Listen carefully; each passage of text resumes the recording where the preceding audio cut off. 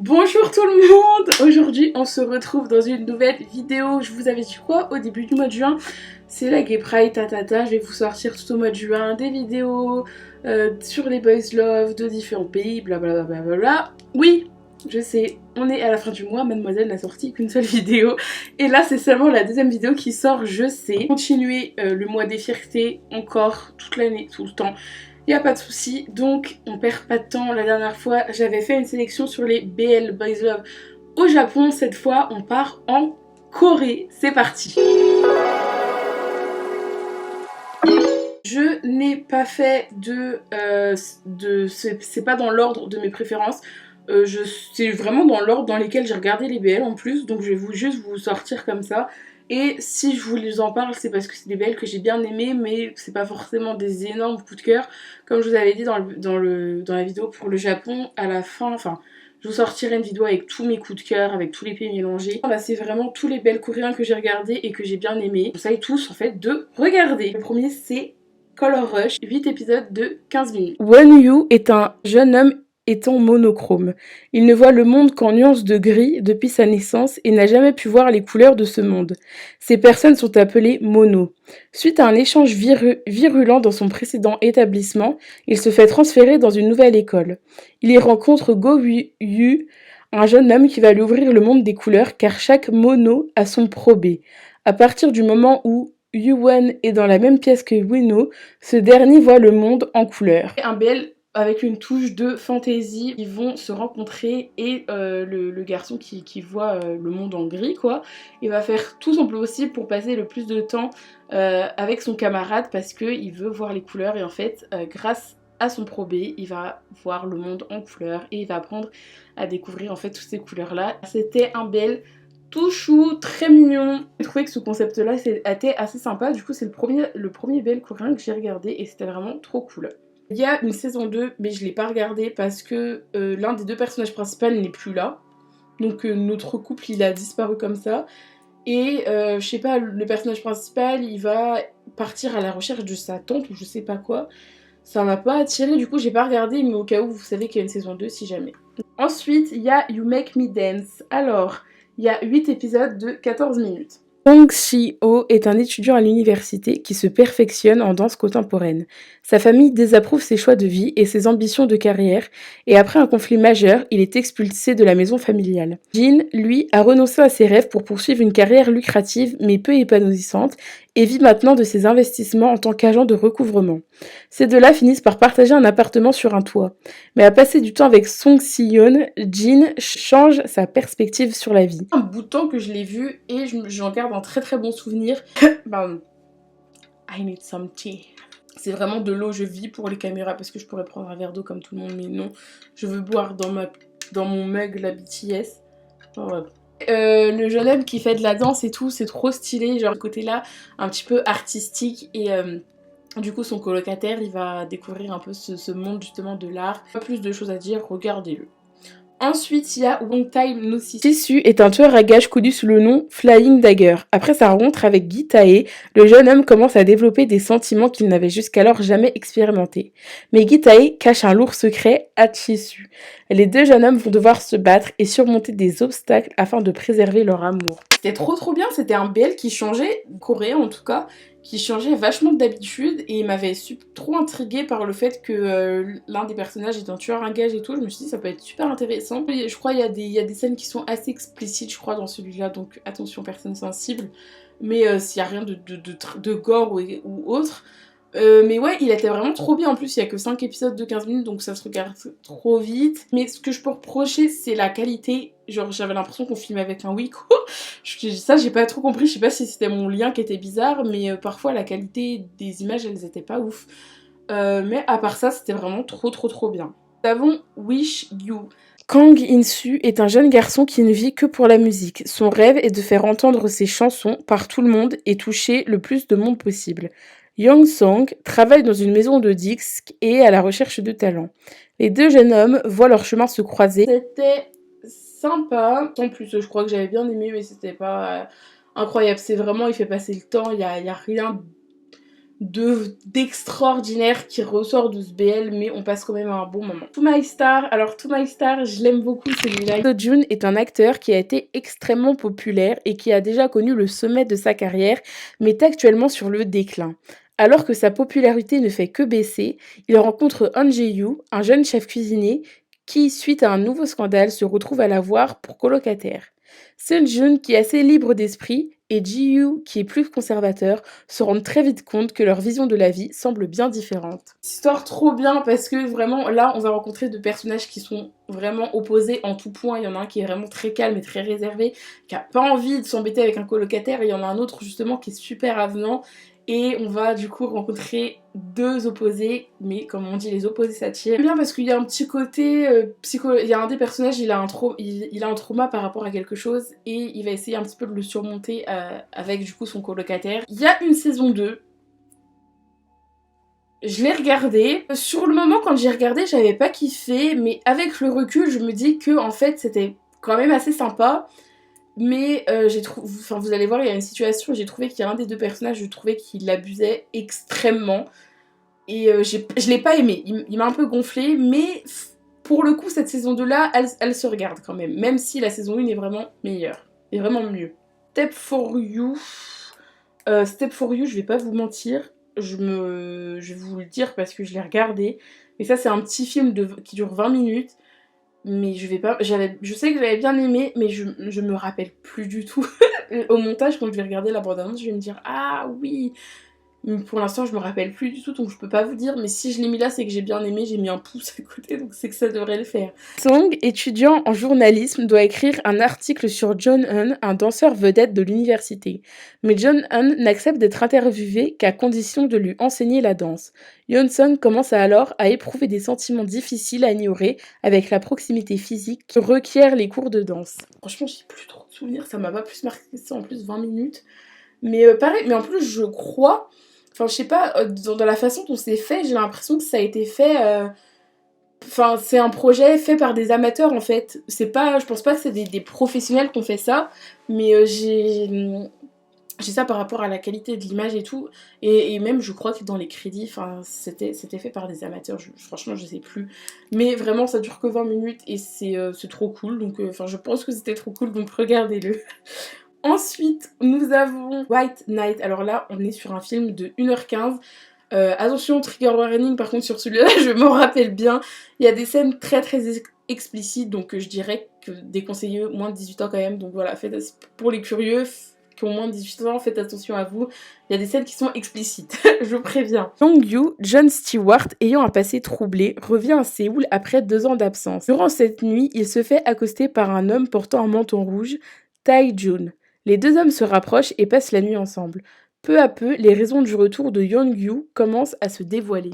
Je me rappelle de ce film, il m'avait vraiment marqué et c'était dans la période où j'avais regardé un autre film coréen dont je vous parlerai dans une autre vidéo. Il m'avait vraiment marqué parce que c'était la première fois que je voyais ça pour un film coréen. Une histoire qui va se passer en fait sur toute la nuit et du coup on va voir un Séoul de nuit et j'ai trouvé qu'il y avait des images, elles étaient trop belles. Et bien sûr l'histoire principale entre nos deux personnages qui se rencontrent que pour une nuit et en fait ils vont se parler, enfin et au fait au fil du temps on va découvrir des choses sur les deux personnages. Je peux pas vous en dire plus parce qu'il y a quand même des choses à découvrir, il y a des choses à découvrir et on va finir sur une fin. Une fin, je vous préviens, c'est une fin ouverte, parce que je sais qu'il y a des gens qui aiment pas quand on comprend pas la fin. Donc là c'est vraiment une fin où c'est à vous en fait de décider quel genre de fin vous avez. Ensuite on part avec Taste of Florida. Alors celui-là pareil, j'en ai vraiment un vague souvenir, je sais que c'était sympa mais c'est pas vrai, c'est vraiment pas dans mes tops quoi. Ayun, étudiant en première année à l'université, s'installe dans une maison d'hôtes. Sur le toit de celle-ci est installé le Florida Benjum, un restaurant populaire avec une vue magnifique sur Séoul et des employés tous plus beaux les uns que les autres. Il ne semble d'ailleurs pas insensible au charme d'Eun-gyu, le propriétaire du restaurant. Eun arrivera-t-il à conquérir le cœur de celui-ci? C'est pas extraordinaire, mais c'est pas non plus trop nul. Je sais plus il y a combien d'épisodes, mais il y en a vraiment pas beaucoup. Ensuite, on a Sweet Deer. Sweet Deer, il y a un acteur dedans que j'aime trop. Je sais plus son prénom, mais je vous mets sa tête juste là si je le trouve. Je l'aime trop cet acteur. Et il a joué dans un autre BL que j'ai trop aimé, qui sera dans ma vidéo BL favori. Vous verrez ça, mais retenez sa tête parce que lui, c'est vraiment mon chouchou. Wando est le chef très renommé et le génie culinaire du Laura Dining, un restaurant très apprécié de la critique. Mais malheureusement, bien que Laura Dining ait réussi à se hisser au sommet de l'échelle de la gastronomie sud-coréenne, le propriétaire du restaurant et Dong-gun commencent à avoir des pensées différentes. Alors que le propriétaire veut continuer à servir des plats appréciés par la clientèle, Dong-gun, lui, veut défier les clients avec des préparations nouvelles et créatives. Quand le propriétaire engage Choi Jang, un nouveau chef surtout connu pour plagier les recettes des autres, les conflits s'intensifient. Malgré les rivalités entre les deux, un amour peu probable commence à s'installer. C'est mignon. Après, pareil, sans plus, c'est pas des grandes histoires. C'est ce que je reproche un petit peu souvent, c'est plus des histoires. On chill en fait. Bah, après, c'est bien parce qu'il en faut, il y a sans prise de tête.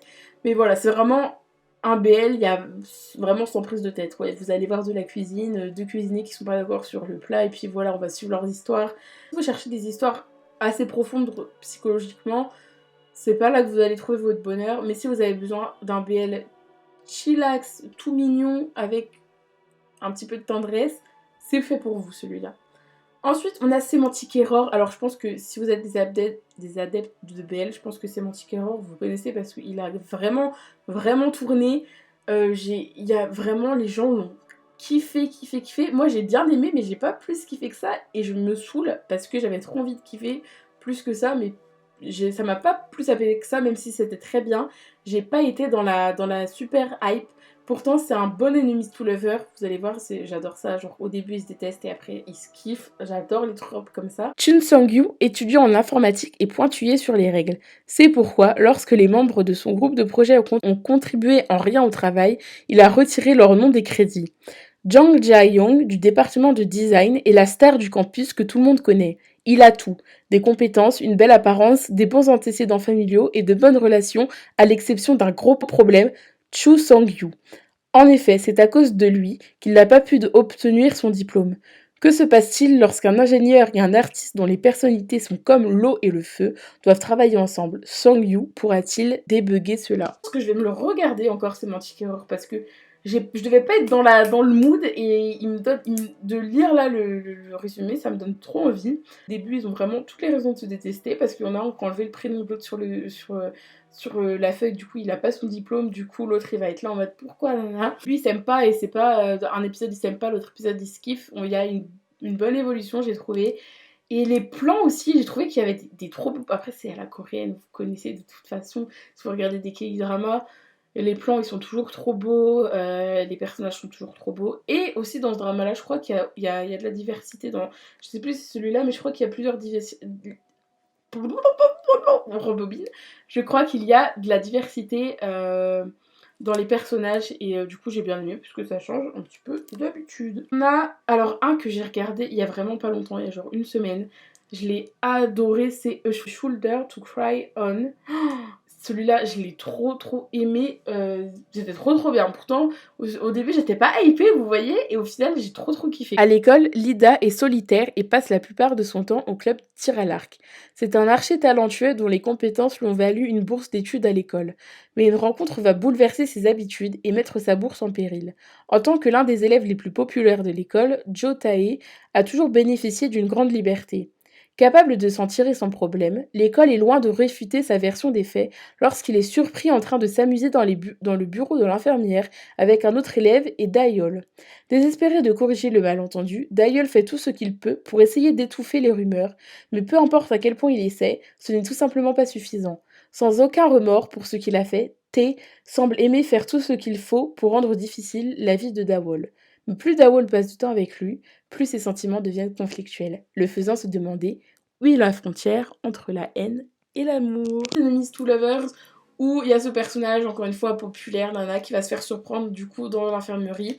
Et il va y avoir notre pauvre innocent Dawol dans l'infirmerie. Et il va se retrouver mêlé dans tout ce bric-brac. À partir de ce moment-là, il y a et qui va vraiment lui coller au basque tout le long. Et je sais pas, j'ai trouvé que c'était trop bien. J'ai vraiment trop aimé. l'histoire, elle m'a vraiment happé direct. C'était, je sais pas, c'était trop bien. Le personnage de Tae, je sais pas. Au début, je l'aimais pas du tout parce que j'ai trouvé que il était chiant pour rien. Genre, ça se voyait que c'était forcé. Au fur et à mesure, c'est pas parce que le personnage il a une vie triste ou je sais pas quoi, c'est juste que il devient. En fait, il est chiant et il devient quand même attachant. Et c'est un personnage, ouais, je l'ai trop kiffé et je comprends pourquoi notre personnage qui fait de l'archer, il commence à craquer pour lui parce que vraiment, il a une petite bouille. J'aime trop et il y a vraiment des scènes aussi qui sont vraiment bien foutues où quand les émotions des personnages elles changent, on voit qu'il y a les couleurs ou l'ambiance de comment c'est filmé qui change aussi et j'ai trouvé que c'était vraiment trop bien fait. Juste le dernier épisode, je peux pas. Le dernier épisode, je peux pas.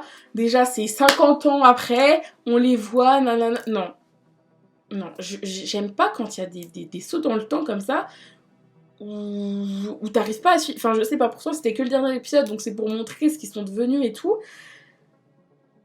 Mais je sais pas, j'ai l'impression que dans le dernier épisode, c'est pas nos personnages en fait. J'avais l'impression que c'était des nouveaux personnages, des nouveaux caractères. Enfin, je sais pas. Le dernier épisode, je l'ai pas plus kiffé que ça, même si ça se termine bien. J'ai j'ai pas trop aimé. Mais franchement, à part ça, c'était trop bien. Vraiment, je vous le conseille de fou. Le dernier que je suis actuellement en train de regarder, ça fait genre 3 semaines que je l'ai commencé. Il me reste 2 épisodes, j'ai toujours pas fini. J'ai du mal. Pourtant, c'est bien. Mais j'avance pas. C'est The Eight Sense. Ji-woon est un étudiant de première année à l'université de Séoul. Il vient d'une petite ville rurale et est habitué à vivre dans le calme de la campagne. Il a du mal à nouer des relations sérieuses et son déménagement dans la capitale sud-coréenne très animée le laisse désorienté et confus. Ja-won, plus âgé, revient à Séoul et dans la même université après avoir effectué son service militaire obligatoire. Le duo commence à développer une curiosité réciproque l'un pour l'autre, mais les choses commencent à évoluer lorsque Ji-woon rejoint le même club de surf que Ja-won. Et un petit jeune homme qui vient de la campagne, qui arrive à Séoul, il va rencontrer du coup ce garçon que je viens d'oublier son prénom alors que je viens de le lire, mais ce garçon, ils vont se rencontrer et ils vont commencer à tisser des liens, ils vont devenir copains, tout ça, et il va se passer quelque chose, un drame qui va se passer, qui va chambouler toute leur histoire. J'aime beaucoup, en fait, les deux ou trois premiers épisodes, j'ai trop aimé parce qu'il y avait des scènes. Il y a un acteur, je sais pas comment il s'appelle, pareil, je mets cette tête là, il joue trop bien. C'est un personnage qui il est très gentil, mais il a un visage qui est très froid et on sent il est malheureux et je sais pas, je trouve qu'il joue trop bien, j'aime trop son personnage.